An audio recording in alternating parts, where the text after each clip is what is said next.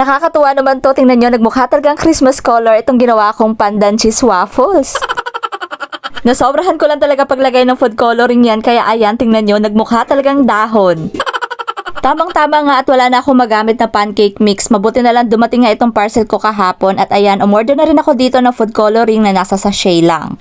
Alam nyo ba na nagdadalawang isip talaga ako dyan kanina kung magtitinda ba ako kasi napakalakas talaga na ulan dito sa amin at yung ibang lugar nga binabaha na naman. Pero syempre dahil alipin talaga tayo ng salapi, nagtinda pa rin ang tinderang nanay nyo. Walang makakapigil sa atin kasi alam nyo naman na sunod-sunod talaga yung mga bills natin na kailangang bayaran. So ayan, at dahil nakagawa na ako dyan ng butter, kaya naman eto, nagluto na ako nitong pancake at eto nga yung una kong niluto kasi wala naman ako ilalagay dito na food coloring. Bale, 8 pieces lang naman itong niluto ko kasi marami pa naman akong lulutuin ng mga cheese waffle. Pagkatapos ko dyan sa pancake, eto, nilagyan ko na kaagad itong butter nitong Jersey condensed na ubi ang flavor. Naku, tansyameter lang talaga itong ginagawa ko na flavoring dito sa ating ubi cheese waffles kaya hindi ko talaga kayo mabibigyan ng tamang sukat para dyan. Anyways, ayan nga, pagkatapos ko makaluto, eto, syempre nilabas na ng tinderang nanay nyo itong paninda niya at eto kasi may bumibili na agad ng pancake. Pagkatapos eto, balik ulit dito sa loob o diba, nakakapagod na araw pero okay lang, ginusto natin yan, ginusto natin maging tendera ng ganito.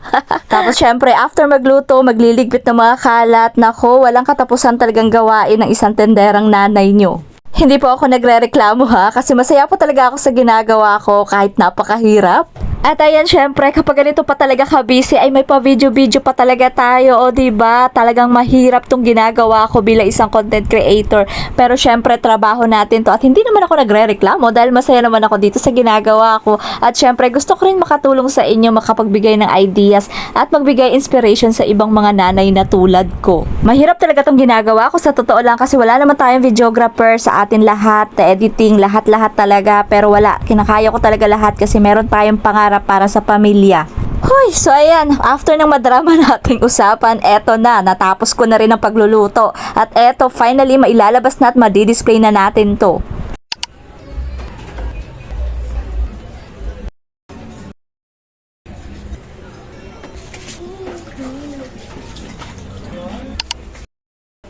Dito.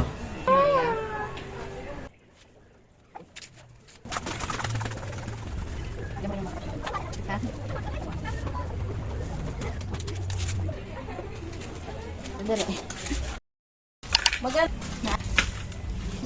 Pag misa ko sa school game ka. Pasok doon. Tatlo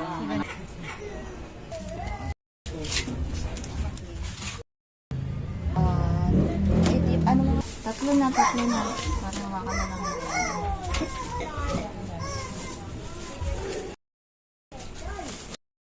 O siya mga mami, yun lang naman ang mga simpleng ganap ko ngayong araw. Kaya naman, see you on my next vlog. Bye!